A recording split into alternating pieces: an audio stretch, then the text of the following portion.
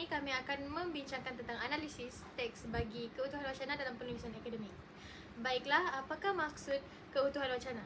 Keutuhan wacana merupakan aspek yang sangat penting dalam sesebuah penulisan dan akan menentukan sebuah penulisan itu boleh dianggap sebagai wacana atau hanya merupakan kumpulan ayat yang tidak teratur. Utuh bermaksud tidak rosak. Keutuhan bermaksud kesempurnaan yang diambil dari Kamus Dewan Perdana 2021. Wacana pula bermaksud suatu kesatuan idea. Kamus Dewan Perdana pada tahun 2021 mendefinisikan wacana sebagai keseluruhan tutur yang merupakan satu kesatuan buah fikiran, fakta atau cerita. Justru keutuhan wacana bermaksud satu kesatuan idea yang sempurna.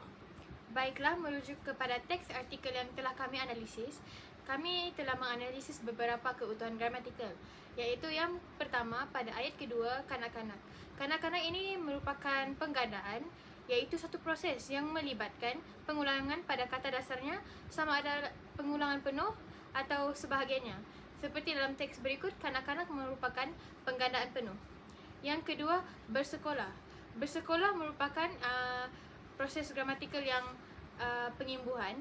Pengimbuhan ini terhasil melalui penggantingan kata dasar dengan imbuhan tertentu dalam bahasa Melayu. Baiklah, seterusnya.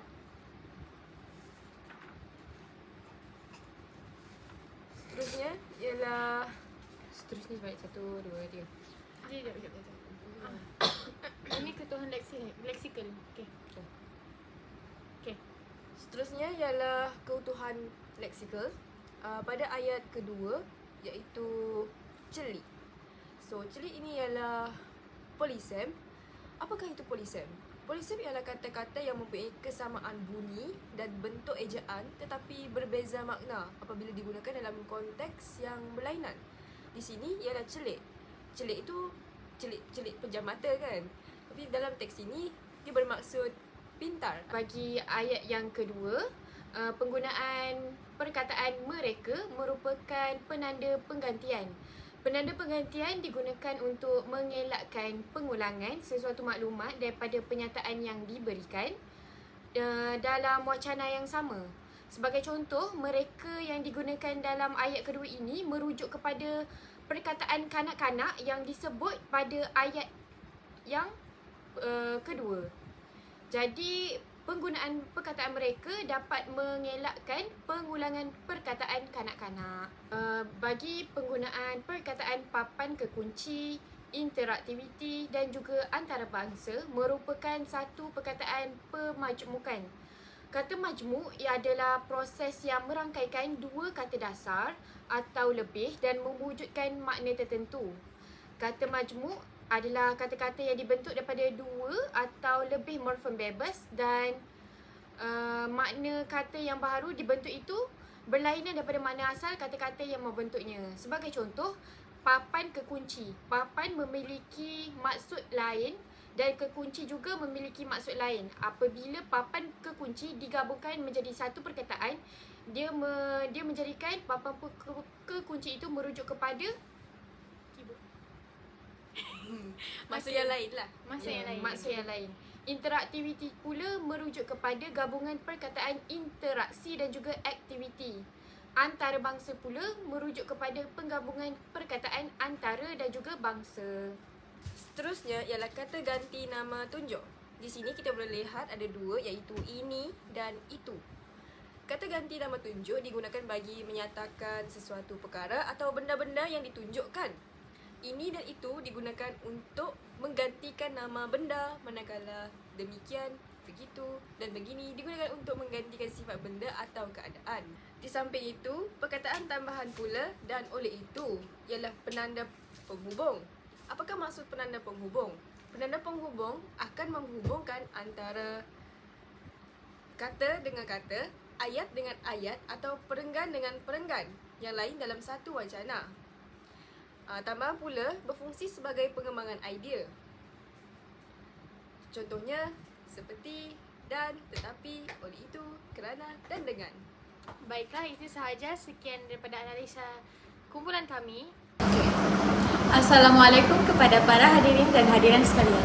Saya Arina Hamiza binti Yahya adalah moderator bagi perbincangan kita pada hari ini. Bersama saya ialah Elin Sofia binti Yaumi. dan Ina Yasmin Wahwa binti Muhammad Haikawo. dan kami akan memberikan pendapat kami tentang 21st Century Education in TESOL in Malaysia. Dan tanpa melengahkan masa, kita akan memulakan perbincangan kita pada hari ini. Pada era moden ini, kita hidup dalam dekad multimedia dan milenium, internet dan World Wide Web. Ramai kanak-kanak kini mula bersekolah dengan celik teknologi. Mereka boleh menggunakan papan kekunci dan biasanya teknologi tablet dan telefon pintar ini. Pendidik perlu bertanya, apakah kesan interaktiviti ini terhadap pengajaran serta pembelajaran mereka? Tidak ada persoalan bahawa teknologi melibatkan pelajar, tetapi apa yang mereka pelajari menggunakan teknologi itu sendiri dan bagaimana mereka belajar masih bergantung kepada kerajinan serta kemahiran guru atau pendekatan guru itu sendiri. Okey. Jadi, dengan mengintegrasikan teknologi maklumat dan komunikasi ICT ke dalam pendidikan, guru dan pelajar dimeriahkan dengan pelajar didedahkan dengan pelbagai kaedah dalam pembelajaran. Terutamanya meningkatkan motivasi pelajar selain dapat mengembangkan penyelesaian masalah mereka dalam keupayaan dan berfikir secara kritis. Tambahan pula, guru boleh menggunakan teknologi untuk membantu pengajaran konsep yang rumit dan sukar dibayangkan oleh pelajar sekaligus dapat meningkatkan kualiti pendidikan. Okey, pedagogi pada abad ke-21 perlu memberikan penekanan kepada 4C iaitu kerjasama, pemikiran kritis, kreativiti dan kolaboratif dan juga mendapatkan pandangan melalui platform antarabangsa di mana para pendidik di seluruh dunia diberi peluang untuk berkongsi pengajaran yang berkesan. Oleh itu, artikel yang kami telah pilih untuk dianalisis ini membincangkan kelebihan menggunakan pendidikan abad ke-21 dalam TESOL, jenis cabaran yang dihadapi oleh guru pengajaran TESOL di Malaysia dan peranan guru TESOL dalam menggunakan pendekatan abad ke-21 semasa mengajar. Baiklah, kita akan beralih kepada kelebihan menggunakan pendekatan abad ke-21 dalam pengajaran bahasa Inggeris sebagai bahasa kedua iaitu TESOL. Generasi kini tidak asing lagi kepada para guru untuk menggunakan ICT dalam bilik darjah abad ke-21 bagi mengajar bahasa Inggeris sebagai bahasa kedua. Ia merupakan alat yang popular dalam kalangan guru dan banyak dibincangkan dalam bidang pendidikan sendiri. Tidak dinafikan bahawa penggunaan ICT dalam pendidikan menambah baik proses pengajaran guru dan memudahkan proses pembelajaran pelajar. Dalam kajian penyelidikan yang dilakukan oleh Mellor pada tahun 2013 yang meneroka tentang kebaikan dan keburukan penggunaan ICT dalam pengajaran membaca serta menulis TESOL, dan didapati kebanyakan guru-guru telah menunjukkan sambutan yang menggalakkan apabila menggunakan ICT bagi tujuan pengajaran atau kemahiran membaca serta menulis. Dan juga tidak dinafikan bahawa pelajar generasi kini telah membesar dengan teknologi yang kita lihat di sekeliling dan mempunyai perkara yang sama dalam bidang pendidikan. Bukan sahaja membangkitkan minat mereka dalam membentuk tablet dan juga komputer riba, mereka akan pasti berasa lebih selesa menggunakan medium yang selalu mereka lihat digunakan. Berdasarkan Parrott tahun 1982 berpendapat bahawa berkesan pelaksanaan induksi set dapat mengarahkan perhatian pelajar kepada topik pada hari itu dan juga dalam proses ini dapat mewujudkan hubungan dengan pengetahuan dan pengalaman sedia ada pelajar. Seperti yang ditunjukkan oleh Sweeney pada tahun 2010, pelajar abad ke-21 harus diurus dengan menggunakan pendekatan yang tidak konvensional. Beliau mencadangkan alat ICT harus diintegrasikan ke dalam mengajar, membaca dan menulis supaya pelajar dapat manfaat daripadanya.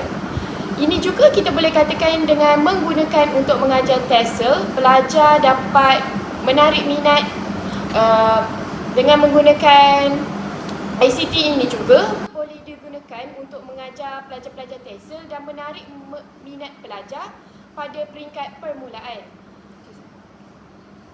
Menurut Oman pada tahun 2001, dia mencadangkan bahawa pelajar biasanya lebih bermotivasi dan berkeyakinan untuk belajar dengan lebih lanjut apabila mereka berminat dan terlibat secara langsung dalam pembelajaran yang disampaikan. Selain itu, teknologi telah membuka bentuk pembelajaran dan ekspresi kreatif baharu untuk pelajar. Ia telah membolehkan mereka mengambil yang lebih besar dan menunjukkan kreativiti mereka sewaktu pembelajaran. Pendekatan pengajaran chalk and talk konvensional semakin usang. Kumpulan pelajar masa kini selaras dengan pelan pembangunan pendidikan Malaysia. Ini terutamanya menggalakkan pembelajaran berasaskan projek BBL, pendekatan dalam persekitaran bilik darjah. Melalui pembelajaran menggunakan ICT ini juga, pelajar dapat membina perspektif mereka sendiri dan pandangan mereka sendiri secara aktif dan bekerja dalam kumpulan kecil. Pelajar melibatkan diri dalam pembelajaran aktif, konstruktif, disengajakan, autentik dan kolaboratif. Baiklah, apabila kita mendengar tentang pendapat-pendapat researcher yang kita nyatakan sebentar tadi, adakah kalian berdua setuju dengan pendapat mereka dengan pendapat kita sendiri? Ya, saya setuju. Ya, saya setuju dengan kelebihan-kelebihan ini sebab kelebihan ini bukan sahaja dapat meningkatkan motivasi, tapi dia boleh meningkatkan daya intelektual seseorang murid itu juga. Betul, kerana ini akan membina sifat-sifat positif dalam bilik darjah, akan membantu kolaborasi dengan guru serta murid itu sendiri. Baiklah, terima kasih atas pendapat kalian berdua tentang kelebihan penggunaan 21st century in TESOL in Malaysia. Okey. Seterusnya, marilah kita membincangkan tentang cabaran yang dihadapi oleh guru dalam menggunakan pembelajaran abad ke-21 dalam TESOL dalam Malaysia itu sendiri. Di sebalik kepentingan serta faedah pendekatan abad ke-21 ini dalam proses pengajaran atau pembelajaran, terdapat banyak cabaran dan kekurangan yang dihadapi oleh guru bahasa Inggeris bagi menjayakan pendekatan abad ke-21 itu sendiri dalam sistem pendidikan kita. Kertas konsep ini ataupun perbincangan kita pada hari ini membincangkan tentang pengetahuan dan kemahiran guru yang tidak mencukupi ataupun kekurangan kemudahan atas atau infrastruktur serta kemahiran yang lain. Dan akhir sekali, kesan negatif teknologi maklumat dan komunikasi ICT terhadap Malaysia dalam murid-murid. Cabaran yang pertama ialah pengetahuan dan kemahiran guru yang tidak mencukupi. Guru memainkan peranan yang sangat penting dalam menjayakan pendidikan abad ke-21. Pemahaman pendidikan abad ke-21 dalam kalangan guru amat penting kerana gurulah yang melaksanakannya. Malaysia akan menghadapi masalah serius dalam menjalankan pendekatan abad ke-21 terutamanya dalam menggunakan ICT untuk pengajaran bahasa Inggeris sebagai bahasa kedua kerana guru pengetahuan dan kemahiran yang tidak mencukupi. Kebanyakan guru generasi tua tidak dapat mengikuti perkembangan teknologi yang pesat.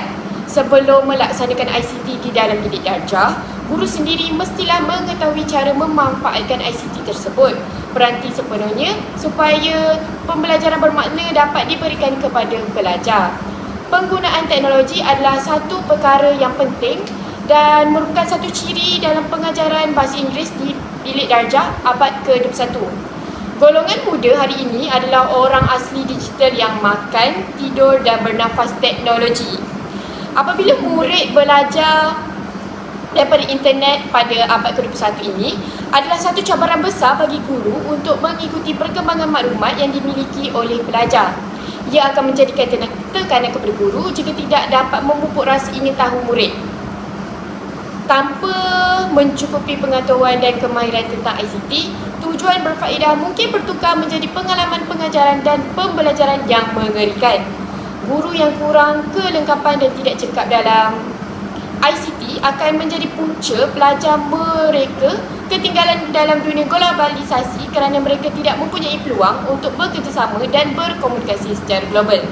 Selain itu, keyakinan guru dalam menggunakan ICT dalam pengajaran bahasa Inggeris masih berada pada tahap sederhana.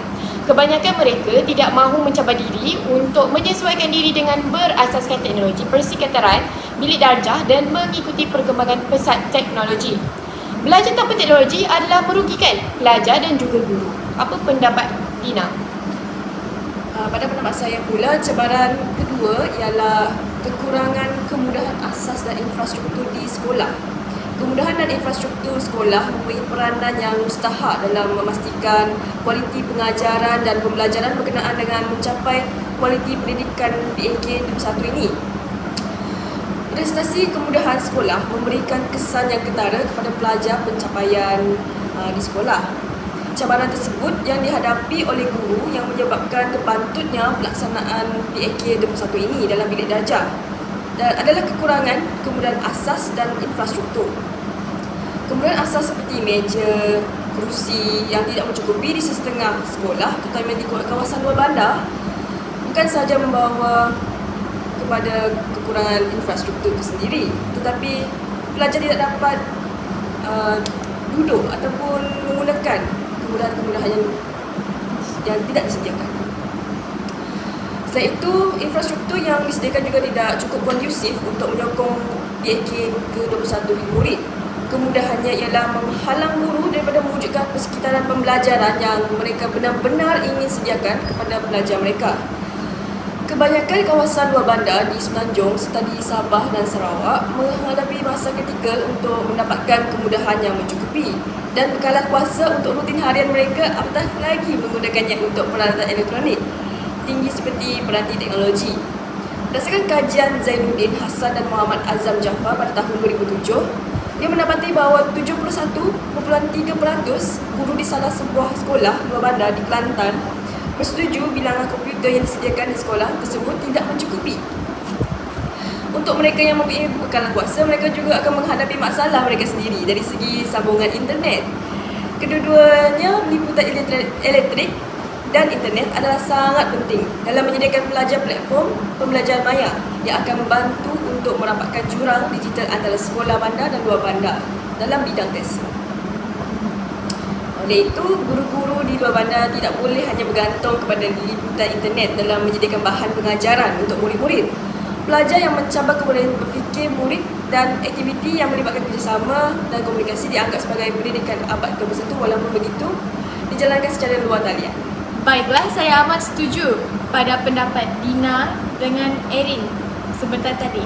Baiklah, kita akan beralih kepada aspek kita yang terakhir, iaitu peranan guru TESL dalam menggunakan pembelajaran abad ke-21 semasa mengajar.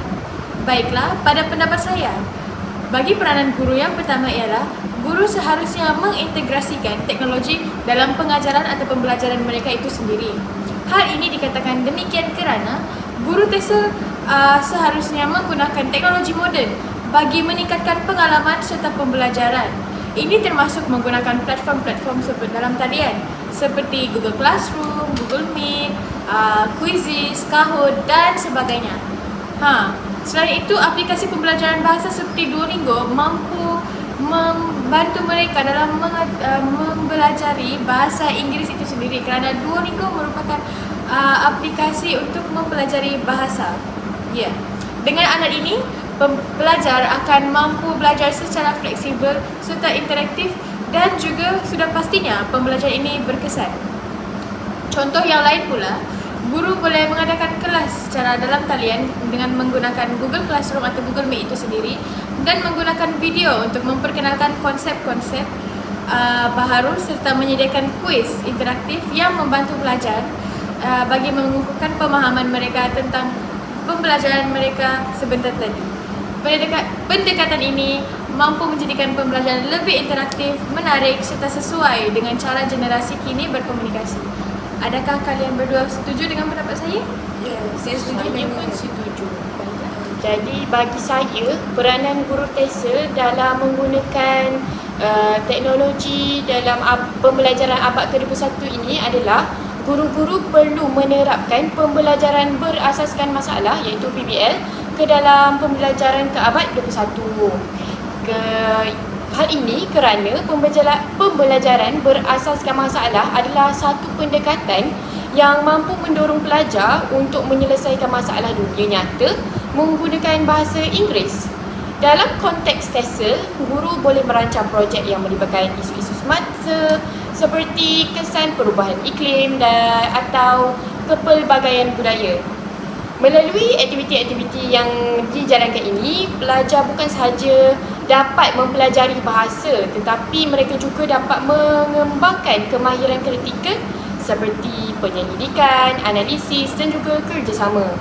Sebagai contoh, pelajar boleh bekerja dalam kumpulan untuk mencipta penyelesaian masalah kepada isu-isu yang tertentu dan dibincangkan dan juga dapat membentangkan hasil-hasil kerja mereka di hadapan kelas dan dapat memperkukuh kemahiran lisan dan juga kerja sepasukan. Jadi jelaslah bahawa para guru boleh menerapkan pembelajaran berasaskan masalah ke dalam pembelajaran abad ke-21 di Malaysia. Dina? Saya setuju dengan pendapat Erin sebentar tadi. Pada pandangan saya pula, pandangan guru mestilah membangunkan kemahiran abad ke-21. Hal ini jelaslah membuktikan bahawa guru TESOL seharusnya memberikan penekanan kepada kemahiran seperti pemikiran kritis, kreativiti dan komunikasi. Ini juga boleh dicapai melalui aktiviti yang melibatkan perbincangan, debat dan juga penulisan reflektif. Sebagai contoh, guru boleh mengadakan sesi debat di mana pelajar mempertahankan pandangan mereka tentang topik tertentu. Membolehkan mereka berlatih menggunakan bahasa Inggeris dalam situasi yang dinamik. Selain itu, pendekatan ini juga tidak hanya membantu pelajar dalam penguasaan bahasa, akan tetapi ia juga boleh mempersiapkan mereka untuk cabaran dalam kerjaya dan kehidupan seharian mereka.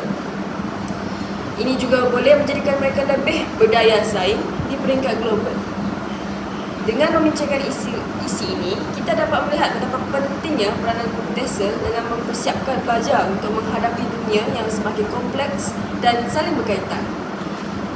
Untuk tambahan isi, ada sesiapa yang ingin mencelah? Mari.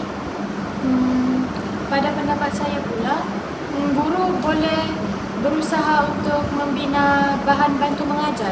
Selain daripada penggunaan ICT dalam pembelajaran, guru boleh menggunakan BBM, iaitu bahan bantu mengajar itu sendiri, seperti mana yang kita, para pelatih guru yang telah buat semasa temu Google. Kita tidak mengintegrasikan ICT pada ketika itu, tetapi kita menggunakan BBM itu sendiri untuk menjadikan pembelajaran itu lebih menyeronokkan, interaktif serta mudah difahami oleh para pelajar. Kerana pendekatan ini bukan sahaja membantu pelajar untuk memahami pembelajaran yang ingin disampaikan, tetapi membina kerjasama kolaboratif antara guru dengan murid itu sendiri. Dan kolaboratif ini merupakan salah satu elemen ataupun ciri-ciri dalam pembelajaran abad ke-21 itu sendiri. Saya pun bersetuju dengan isi yang dinyatakan oleh Arin sebentar tadi. Ya betul, penggunaan bahan bantu mengajar amat berguna kepada guru dan juga kepada pelajar, sekaligus memberi manfaat kepada kedua-dua pihak. Kerana bagi saya, bahan bantu mengajar merupakan satu alat yang amat-amat berguna dalam membantu pelajar memahami konsep dan juga mampu menerapkan elemen-elemen yang dipelajari dalam kehidupan seharian. Sebagai contoh, para guru boleh melakukan aktiviti atau menggunakan alat bantu mengajar tu untuk menyampaikan sesi pembelajaran dan pengajaran secara lebih berkesan dan mampu mengawal para pelajar dalam sesi pembelajaran dan pengajaran tersebut untuk lebih bergiat aktif di dalam kelas.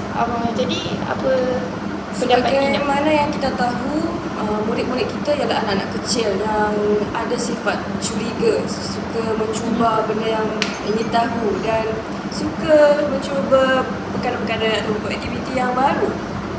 Dengan penggunaan BBM ini, murid boleh terlibat secara langsung ataupun secara tidak langsung dengan aktiviti yang disediakan oleh para guru. Guru juga haruslah mencari inovasi ataupun kreativiti sendiri untuk menghasilkan BBM yang lebih efektif dan membolehkan murid untuk meningkatkan tahap bahasa mereka dengan lebih baik, iaitu Inggeris. Betul? Saya bersetuju dengan pendapat kami juga. Baiklah, itu sahaja bagi peranan yang kami bincangkan pada hari ini. pada masa ini. Secara keseluruhannya, elemen pendidikan abad ke-21 ini amat penting bagi disepadukan dalam pembelajaran atau pengajaran bahasa Inggeris kerana ia membantu untuk meningkatkan sistem pembelajaran atau pendidikan kita sendiri setanding dengan sistem pendidikan negara-negara luar yang maju. Jadi dengan pendidikan ini kita akan mampu membina generasi yang lebih berinovatif, yang lebih kreatif dan akan membantu negara kita untuk menjadi lebih maju pada masa hadapan. Elemen kreativiti, pemikiran kritis, kerjasama serta komunikasi dalam kurikulum adalah untuk membawa ancakan yang baharu dalam menyediakan generasi muda Malaysia pada masa kini setanding dengan kemajuan abad ke-21. Jadi selain itu, seorang guru juga merupakan satu aset yang penting untuk membantu menyediakan murid mencapai aspirasi negara, iaitu dalam melahirkan individu yang holistik dan juga mampu menghadapi globalisasi. Kerajaan dan guru-guru mesti bekerjasama untuk mengatasi segala kepincangan dan memastikan 21 abad pengajaran dan pembelajaran abad ke-21 pendidikan di Malaysia adalah satu kejayaan. Dengan usaha murni daripada semua pihak yang berkepentingan, iaitu kita sebagai guru, pendidik, negara, iaitu kerajaan dan juga masyarakat,